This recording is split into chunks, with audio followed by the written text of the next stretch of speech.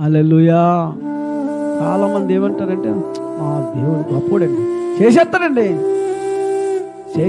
కబుర్లు చెప్తారు, కాపుదలు ఇస్తారని కబుర్లు చెప్తాం, మరి భయం లేదని కబుర్లు చెప్తాం, ఎదురు లేదని కబుర్లు చెప్తాం, మా దేవుడు అని చెప్తాం.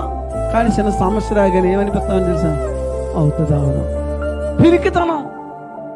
అపోస్తలుడైన పౌలు తిమోతితో అంటున్నాడు, రే నాయనా, నీకు పిరికితనం కలిగినటువంటి ఆత్మ నేను ఇవ్వలేదు.